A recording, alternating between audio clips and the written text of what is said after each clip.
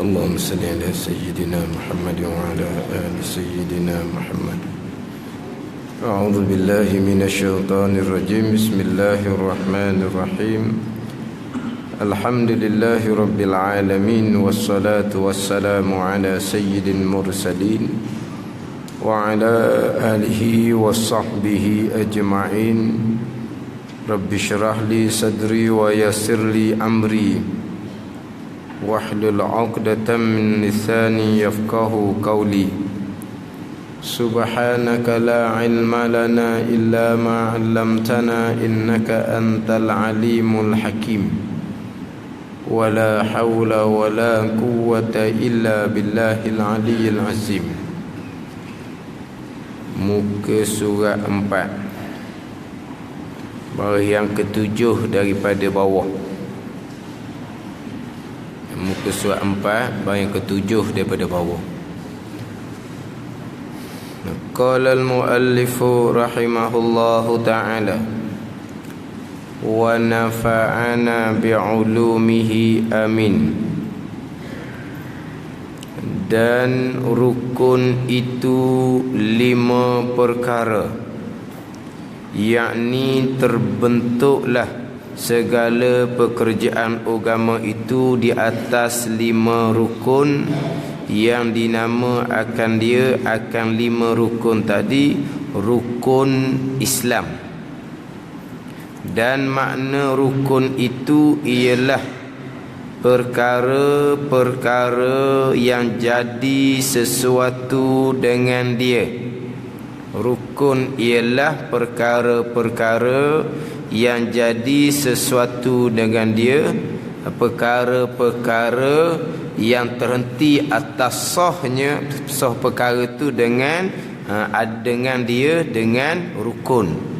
Itu rukun, perkara yang jadi bukan sah sesuatu dengan dia dengan perkara, dan ia pula juzuk sesuatu atau suku sesuatu itu, yakni rukun itu asas atau tunjang bagi sesuatu. Panjang.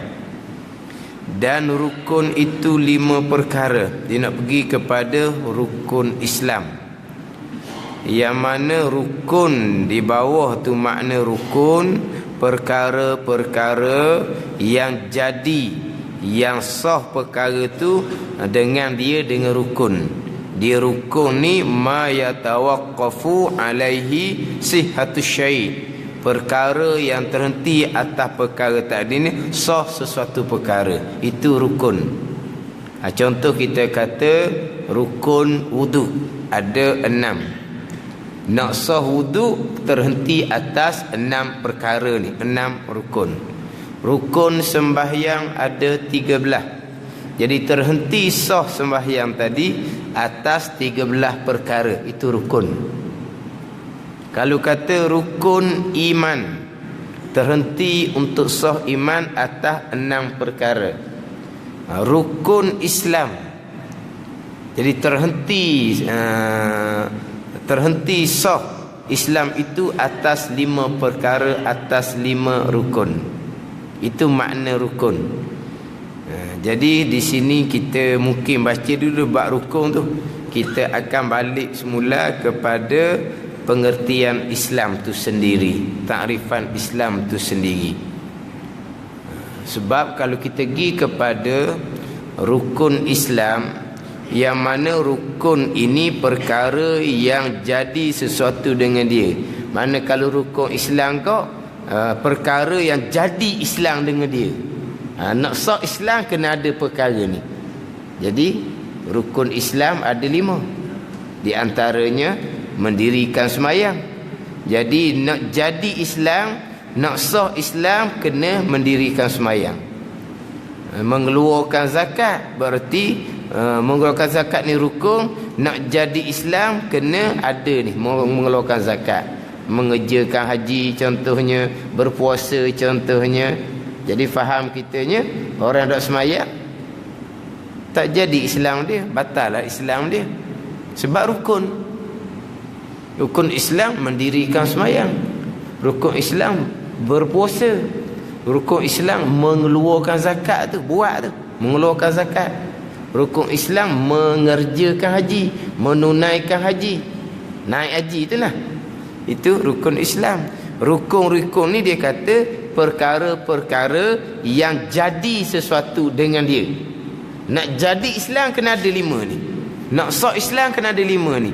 Maknanya kalau orang tak semayang, kafir. Orang tak puasa, kafir.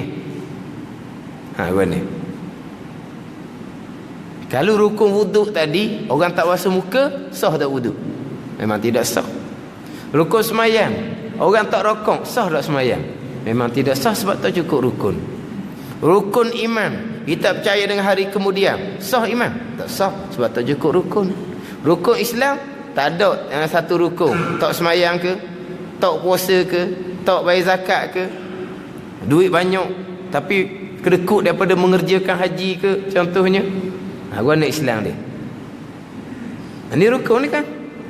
Rukun perkara-perkara yang jadi sesuatu dengan dia. Nak ikut mana pula kita ni? Rukun ni rukun Islam. Adakah orang yang tak semayang kafir? Sebab tak jadi Islam, sebab dia rukun tu semayang. Jadi kita kena faham molek ni, takrifan Islam ni sendiri. Yang mana takrif Islam kita terdahulunya mengikut zahir, mengaku zahir. Yang mana pengertian Islam yang saya sebut minggu lepasnya, Islam ini sendiri ada 2 pandangan. Mengaku zahir, mengikut zahir ni, satu pandangan mengatakan terima. Terima perkara agama yang datang daripada Allah Subhanahu wa taala. Terima. Izan, makna apa? Kita mengaku, kita terima dengan cara merendahkan diri. Kita akur. Itu Islam. Kita akur.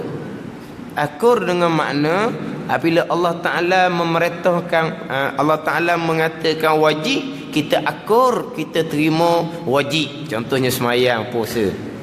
Bila Allah Ta'ala menetapkan bahawa berjudi minarak haram, kita akur bahawa berjudi minarak itu haram. Ini Islam. Kemudian kita mendirikan, kita buat. Mendirikan semayang, kita berpuasa, kita meninggalkan judi, kita meninggalkan arak. Selepas daripada kita akur, kita terima tadi, mana junjung, laksana, mendirikan tu pergi kepada ihsan. Bau-baulah.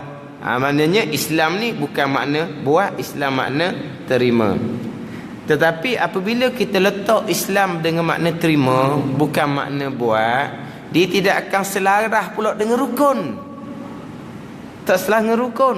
Sebab rukun mendirikan sembahyang, rukun berpuasa, rukun mengeluarkan zakat, itu semua buat.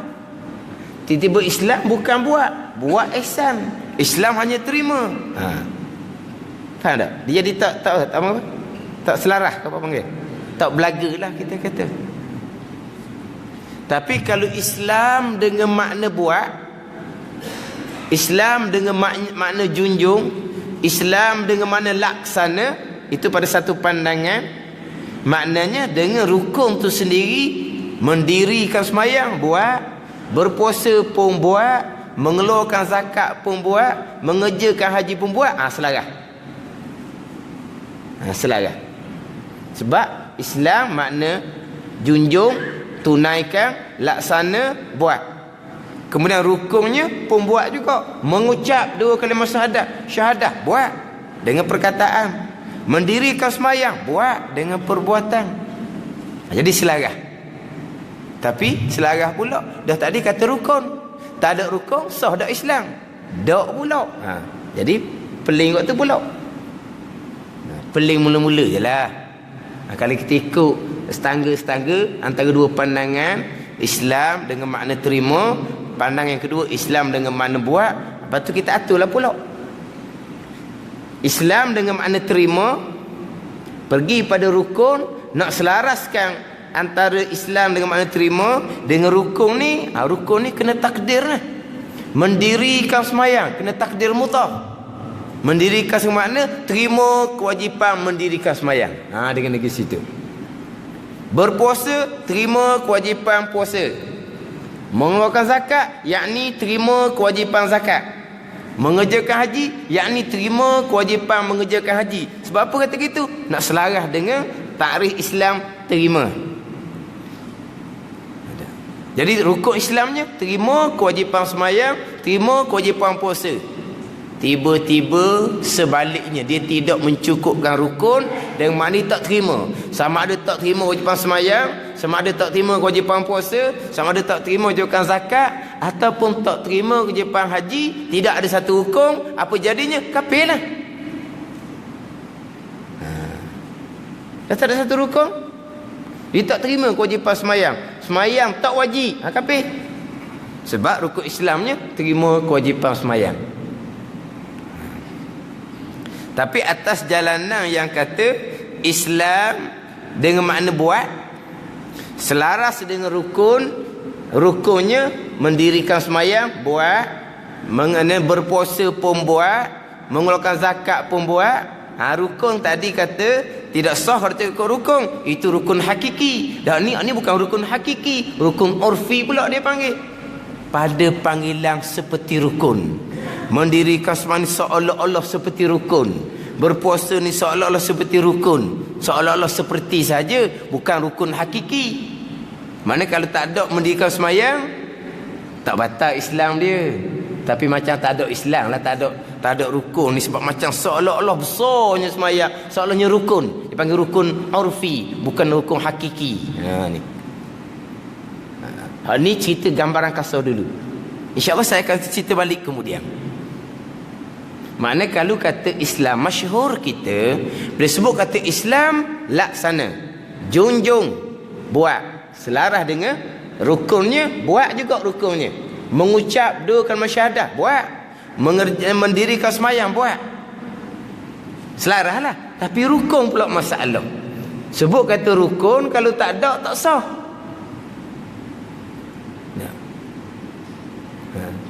Sebut kata rukun, kalau tak ada satu rukun, tak sembahyang, tak puasa, sah Islam. Tak sah. Itu bukan rukun hakiki, rukun urfi ni. Ni. Rukun Islam dengan makna buat ni, rukun urfi.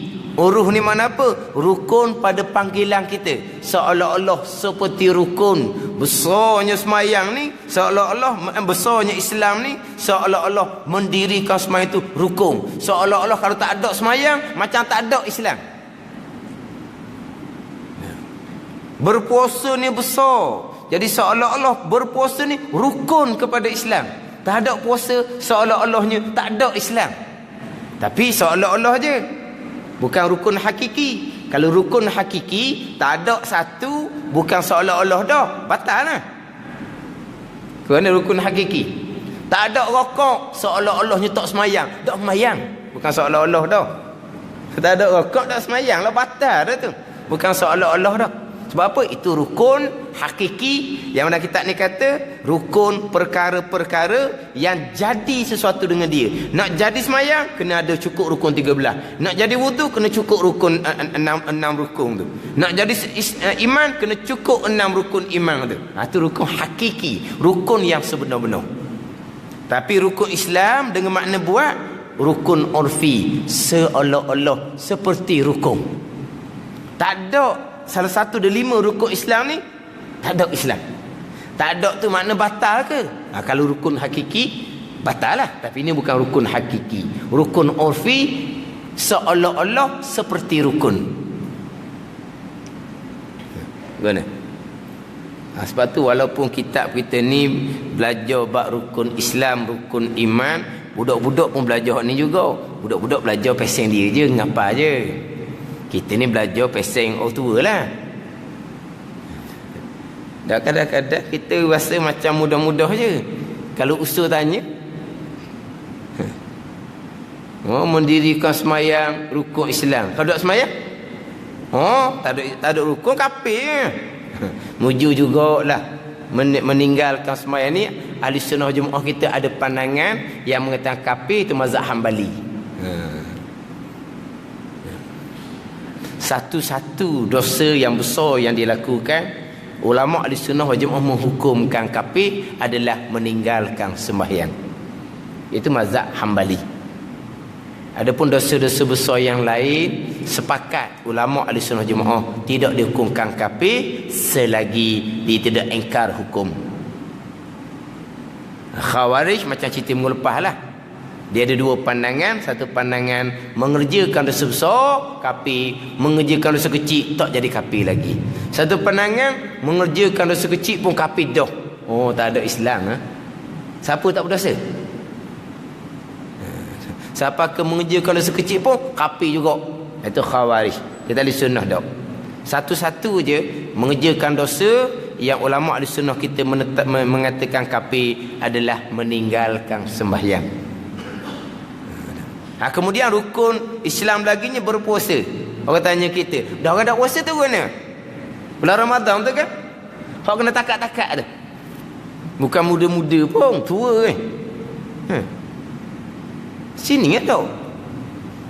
Wakaf kubur. Bukan? Iya tau. Kau masuk surah khabar tu. Orang nak takat wakaf kubur Jalan Pusara ni. Bukan? Orang dekat tu. Pusara lain. Bukan. Ni bukan pusara. Jalan Pusara. Dah wakaf tu kan? Dia kalis dengan kubur tu. Orang kata kalau kita ni sentiasa ziarah kubur, ingat ke mati. Dia duduk wakaf kubur, dia berjudi. Kelas. Kerah hati mati tu. Duduk biar kubur pun tak takut. Siap dia berjudi lagi dah. Kita disunatkan ziarah kubur supaya kita sentiasa ingat kepada kematian. Ni orang dah kubur ni macam kita kat dulu ni hebat lah ke ni. Lepas mati, tanam situ. Ziarah kedok. Kalau tengok atas tu kot macam tak ziarah je. Kalau tanah turun pun tak ada lagi tambah nampak. Tapi masa atas dunia tu hebat. Lepas dah mati orang tinggal, orang senyap je. Dalam seminggu tu orang ingat lagi lah. Lepas tu kot tak ada lah. Kita pun lagi gitu juga. Pergi kubur nak ingat ke mati. Hak ni pergi kubur berjudi bulan Ramadan sekali dengan makan. Ada ke mana tu? Jadi kalau orang tak puasa tu macam mana? Sebab rukun Islam berpuasa. Dia tak puasa macam mana? Sebab rukun ni. Kalau kata orang tak puasa, maka kafirlah dianya. Khawarij. Bukan ahli sunnah wal jemaah. Bukan ahli sunnah. Dah kata rukun tu, atau pergi pada rukun urfi.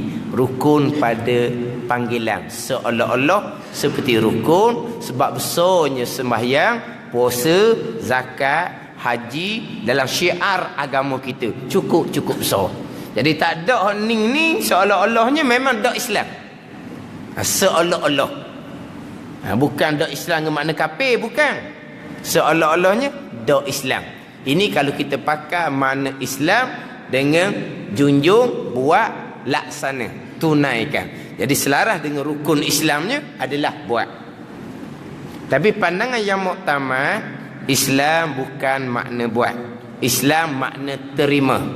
Terima segala ketetapan Allah Subhanahu wa taala. Terima. Akur.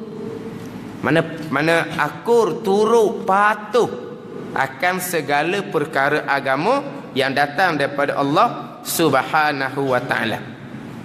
Yang mengelupasnya perkara agama yang diketahui secara darurah. Dipanggil perkara maklumun fiddin bid-darurah dia panggil.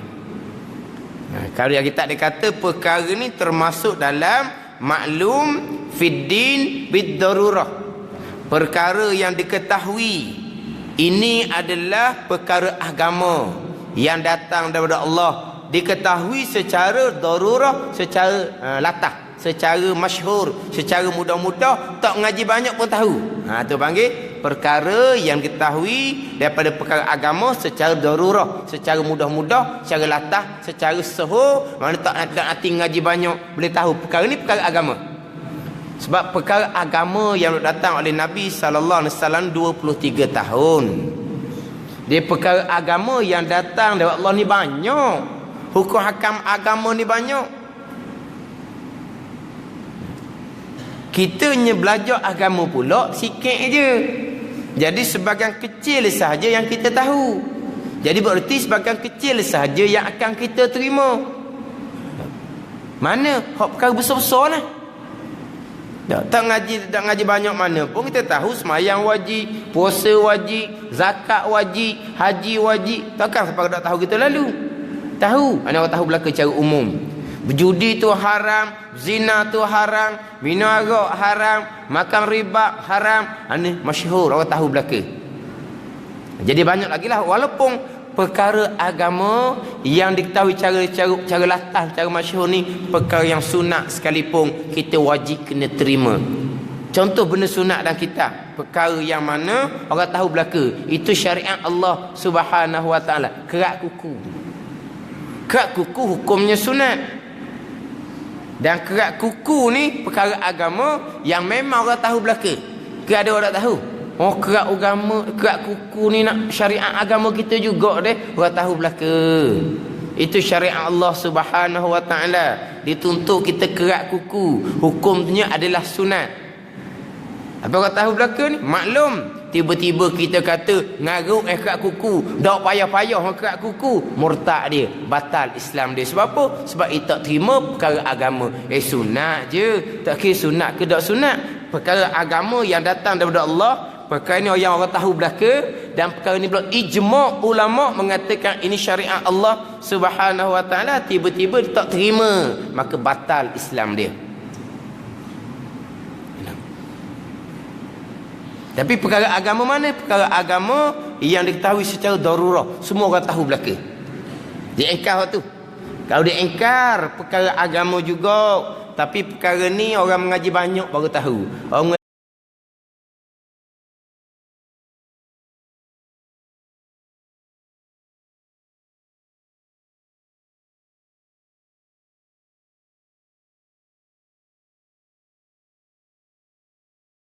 perkara yang ijma' ulama. Satu lagi nak pastikan, perkara tu ijma' ulama. Perkara yang maklum fid din bid darurah. Perkara yang diketahui pada agama secara latah. Di antaranya kewajipan semayang. Di antara yang kita baca dalam kitab Faridatul Faraid dulu, nama Rasul 25. Nama Rasul 25 tu kan, ini pun di antara dipanggil maklum Isa, maklum Rasul. Nabi Isa, maklum Rasul. Tiba-tiba dia kata bukan Nabi Musa, bukan Rasul. Nabi Isa bukan Rasul, contohnya. Batal Islam dia. Sebab apa? Itu termasuk dalam dicontoh perkara yang diketahui pada agama secara darurah, secara latah. Kemudian satu laginya, perkara tu ijma' ulama. Perkara yang ijma' ulama. Kalau perkara yang khilaf ulama, tu tak ada masalah. Misal kita kata sembahyang 5 waktu ijma' ulama. Engkar kafir. Sembahyang witir? Sembahyang witir.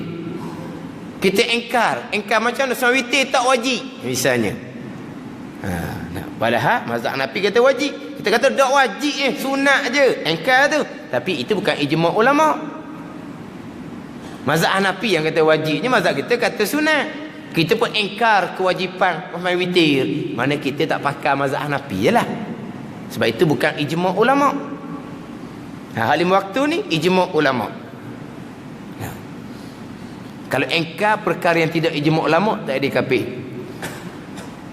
Contoh perkara yang biasanya arwah Tok Guru saya ni, Baba Najibuddin Kerandang, dia tekan sedikitnya adalah berkaitan dengan arak. Berkaitan dengan arak. Arak yang ijma' ulama haram adalah arak daripada perahang anggur. Arak daripada perahang anggur. Anggur tu dia perapah, dia diperam, disimpan. Arak perahang anggur, ijma' ulama kata haram minum. Adapun kalau arak yang bukan perahang anggur, ikutlah perahang apa pun, macam kita kata kok nira yang disimpan, dia jadi buih ataupun arak-arak yang lain yang bukan perahang anggur, mazhab Maliki tidak dihukumkan arak. Faham tak? Jadi kalau kata orang ni menghalalkan minum arak, yang mana arak haram, orang maklum belaka, tapi arak yang haram ijma' ulama ni arak mana? Arak daripada perahang anggur. Kalau dia kata halal minum daripada perahang yang lain, kita boleh hukum kafir sebab bukan ijma' ulama. Lepas tu masalah kalau diminum jadi mabuk tu kes lain pula, hukum lain pula. Kalau minum jadi mabuk, minum air teh pun kalau minum jadi mabuk, kalau minum jadi mabuk jadi hukumnya haram. Kita nyakit. Minum air teh akan jalan berundur kat belakang, pening. Minum air kopi pening, nyakit itu tak boleh. Kita minum haram. Bukan haram kerana arak, haram kerana memabukkan kita. Adapun kalau arak perahang anggur haram ijma' ulama minum, mabuk tak ada kira tu. Haram kerana perahang anggur adalah arak yang ijma' ulama kata haram. Dia ni minum tu kena dengan iklim dia ke, sejuk ke apa ke, tak ada apa-apa tetap haram. Sebab apa? Haram kerana arak perahang anggur, ijma' ulama kata haram. Adapun perahan yang lain, tiba-tiba dia minum tak mabuk, mazhab Maliki kata bukan arak. Maka kalau perahan yang lain, kalau kata haram minum arak, tiba-tiba dia menghalalkan tak haramnya. Awak ni kata tak haram, arak mana? Arak perahang anggur tu lah hak ijma' ulama, murtad dia, batal Islam dia. Tapi kalau dia kata arak mana? Arak hak bukan perahang anggur tu lah. Sebab setengah-setengah tempat. Contoh, orang yang biasa pergi negara-negara Afrika contohnya, orang Islam tetapi ada dalam almari dia botol arak, tapi bukan arak perahang anggur. Sebab mazhab mereka tidak diharamkan. Kita mazhab Syafi'i maklum haram, jangan salah faham ni. Tapi dalam persoalan dia menghalalkan minum arak, tiba di kafir. Arak mana yang kata menghalalkan di kafir? Tapi dulu masa arwah tu saya cerita bab peringatan jaga ni, sebab nak mengkafirkan orang. Kalau kafir dok dia, kafir pas kita. Jadi tu peringat ni, orang jaja kok lain. Dia kata tu guru menghalalkan arak. Tak logik. Orang hok minum arak lek-lek pun dia tidak menghalalkan arak dia. Awak minum arak ni tahu tak haram? Tahu sangat dia kata. Tak ada menghalalkannya. Orang minum arak, kaki arak pun tidak akan menghalalkan arak. Takkan tu guna halalkan arak. Dia dengar sipi-sipi, dia pun jaja. Tunggu cuma nak peringat, kita mazhab Syafi'i, apa perahang sekalipun memabukkan hukumnya arak. Itu mazhab Syafi'i kita. Termasuklah kata hak nira yang tengah gelegak tu, yang tengah buih tu haram minum. Itu mazhab Syafi'i kita. Tapi mazhab Maliki, perahang anggur sahaja yang mereka hukumkan arak yang haram minum. Perahang lain tidak dihukumkan arak. Kalau tidak memabukkan boleh minum. Itu mazhab Maliki. Tiba-tiba ada orang yang menghalalkan. Hak kita kata arak tu, hak mazhab Maliki kata bukan arak tu. Kita ada orang menghalalkan. Tak ada kafir lah. Itu mazhab Maliki, bukan ijma' ulama. Tapi ingatlah, kita mazhab Syafi'i ni semua perahang, apa perahang sekalipun, samsu ke apa, samsu tau, samsu ke apa, dia daripada apa samsu, hak samsu beracun, hak mati je kan gitu. Dia macam-macam benda ni. Dia apa-apa perahang, kadang-kadang dia peram tamar, boleh jadi mabuk kau. Dia macam-macam perahang, peram jadi mabuk, boleh jadi belaka. Learning kan, lagilah banyak perkara boleh jadi mabuk sekarang ni. Semua benda boleh jadi mabuk sekarang ni. Jadi apabila kata menghalalkan minum arak, menghalalkan minum arak, yang jadi kafir arak mana? Menghalalkan minum arak perahang anggur yang ijma' ulama kata haram, dia kata halal, maka murtad wal iazabillah. Itu je. Menghalalkan arak yang bukan perahang anggur, itu tak jadi murtad. Sebab tidak ijma' ulama. Jadi kalau kata menghalalkan arak, dia kena usul. Mu ni kata halal ni arak mana? Dia arak perhang anggur ni, kalau saya ingat masa sekolah dulu, hak Perancis tak ke mana? Hak mahal. Lagi lama disimpan lagi mahal. Bukan anggur Perancis. Ke mana sekolah dulu? Anda? Hak paling mahal. Hak tu hak ijma' ulama. Jadi dia dalam mazhab Maliki ni perhang selain daripada anggur, terkadang kalau tempat dia yang iklim sesuai, dia minum. Tapi kalau kita orang Islam ni pelik lah. Orang Islam apa? Tiba-tiba dalam almari dia ada botol arak. Itu mazhab lain, bukan mazhab kita. Jadi tu cuma nak peringat tu je. Sebab yang jadi kafir menghalalkan yang haram, haram ijma' ulama. Menghalalkan yang haram ijma' ulama, kafir orang ni. Sebab apa? Sebab tak terima perkara agama yang diketahui secara darurah, yang ijma' ulama kata hukumnya haram. Apa dia kafir? Jadi orang Islamnya kena terima perkara agama yang diketahui secara darurah, secara latah, yang ijma' ulama. Ini Islam, terima akur. Makna terima akur, mengaku bahawa ini perkara agama. Ini Islam. Terima secara zahir, akur secara zahir, jangan duk petikai. Kemudian penentuan sama ada terima zahir kita tu bernilai ke tidak, hati kita terima ke tidak. Hak tu hak paling besar sekali.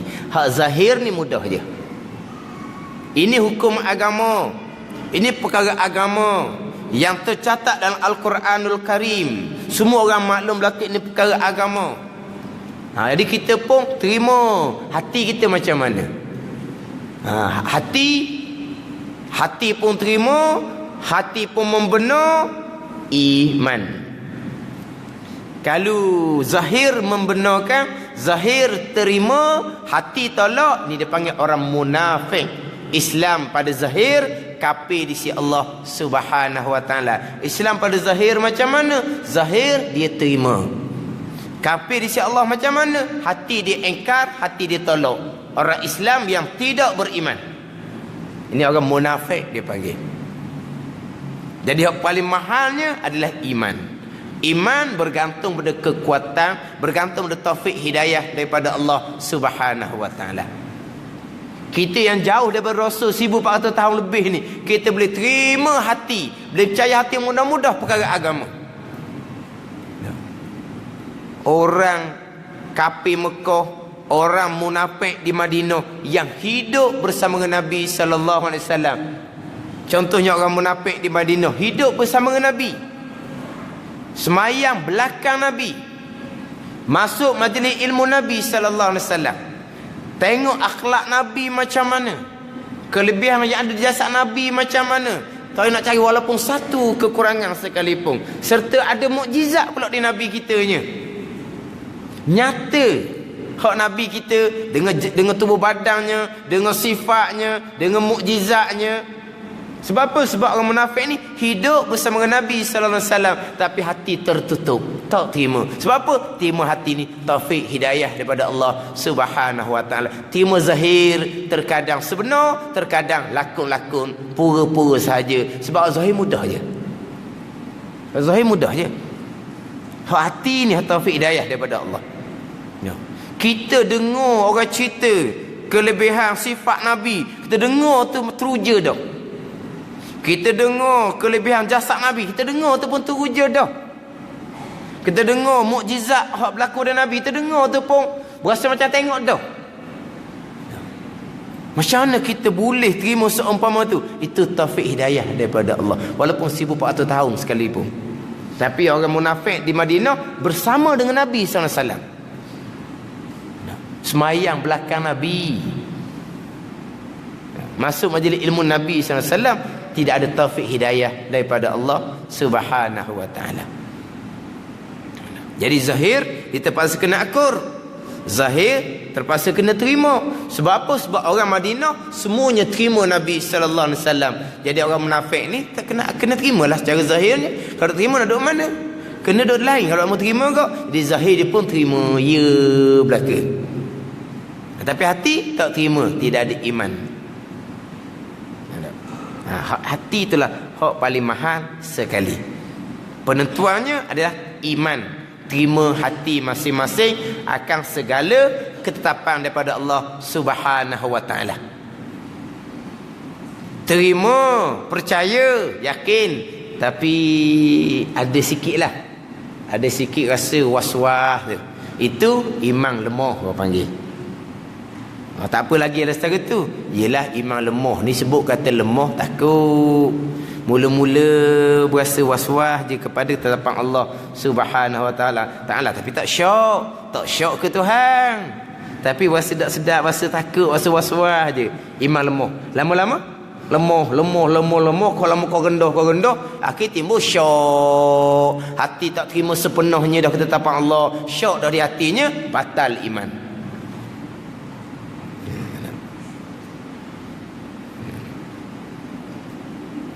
Bukan kata comel, tapi maknanya kalau hati terima tapi dia ada rasa tak apa nak kuat je. Kalau nak kuat, kita kena kuatkan amal ibadah. Mana kita bertaubat dengan Allah, hak kecurigaan di hati kita bukan siapa tak syok. Siapa tak syok hati pun tak terima sepenuhnya. Jadi syok dah atau out dah, batal iman. Jadi bila iman tu lemah, kita nak kuat balik iman kita, kena jaga syariat zahir. Hak syariat zahir kena jaga. Hak perintah-perintah Allah kena jaga. Hak larangan Allah kena tinggal pun habis.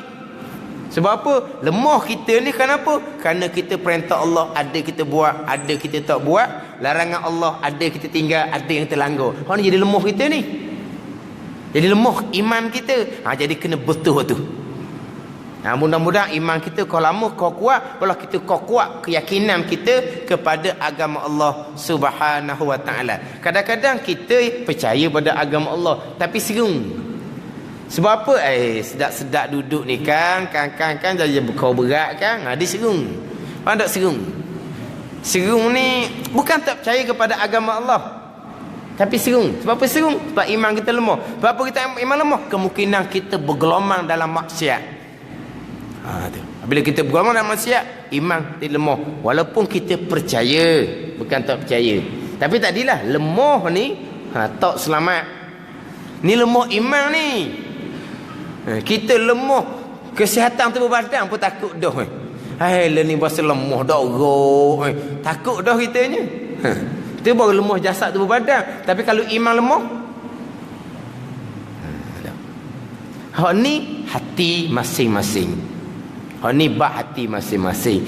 Di lidah, di mulut laju belaka. Di lidah, di mulut laju belaka. Ni sebagai contoh ni, sebagai contoh. Kita yakin apabila kita bertakwa kepada Allah, rezeki akan Allah Taala akan pemurahkan rezeki pada kita. Allah Taala akan tunjuk jalan penyelesaian kepada kita. Kita duduk baca seumur dan kita tepek dinding, wa may yattaqillaha yaj'al lahu makhraja wa yarzuqhu min haitsu la yahtasib. Tu kita maklum dah ayat dia, terjemahan dia pun kita maklum dah. Bertakwa, Tuhan akan tunjuk jalan penyelesaian, jalan keluar, dan Allah Taala akan kurniakan rezeki daripada yang tidak kita sangka-sangka. Tapi bila anak cucu kita nak belajar agama, ngaji pondok tak ada CJ ni kan, nak kerja gapo kat gi kan, dia lagi nak tanggung anak bini makan kat gi beranak dia mari dah. Ngaji pondok ni nak makan ke apa, nak makan pasir ke dia kata.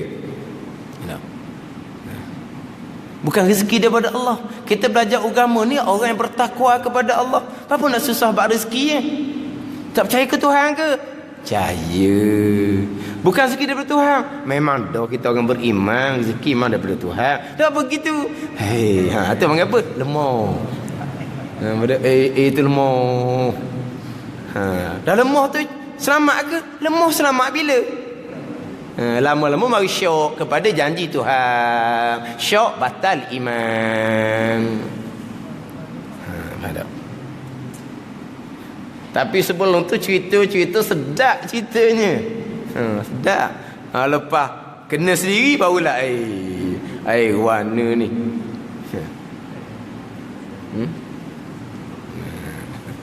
Jadi penilaian paling besarnya adalah iman. Islam terima zahir, iman terima sepenuhnya di hati. Hati membenar sepenuhnya, itu iman. Zahir Islam terima segala perkara yang dibawa oleh Nabi SAW. Iman membenar hati akan segala perkara dibawa oleh Nabi SAW. Kemudian kita laksanakan, kita buat, kita tunaikan perkara agama yang kita terima secara zahir Islam tadi, terima secara hati iman tadi, kita tunaikan, itu pergi kepada ihsan. Ihsan inilah akan menguatkan iman kita. Ihsan inilah akan menyempurnakan Islam dan iman, dan ihsan inilah yang akan menguatkan iman kita. Mana ihsan? Kita buat segala perintah Allah, wajib sunat kita buat belaka. Hak Tuhan larang tinggal. Walaupun larang tu bukan larang haram, hak makruh pun tinggal, hak lebih-lebih pun tinggal. Ini barulah iman kita kau lama kau subuh. Jadi tunaikan, laksana, pergi kepada ihsan. Maknanya cerita lu sekali lalulah antara tiga ni, Islam, satu iman, kemudian ihsan. Barulah mudah kita nak pergi pada rukun Islam, kemudian rukun iman. Jadi yang kita baca tadi bab rukun, insya-Allah minggu depan kita baca semula. Dan rukun itu 5 perkara. Wallahu a'lam. Bismillahirrahmanirrahim. Alhamdulillahirabbil alamin, wassalatu wassalamu ala sayyidil mursalin wa ala alihi wa sahbihi ajma'in. Allahumma iftah alaina futuhal arifin. Allahumma allimna ilma aqdamin wa fahimna famas sabiqin warzuqna riqat talibin. Allahumma zidna ilman wa alhiqna bis salihin. Wa sallallahu ala sayyidina Muhammadin wa ala alihi wa sahbihi wa sallam. Walhamdulillahi rabbil alamin.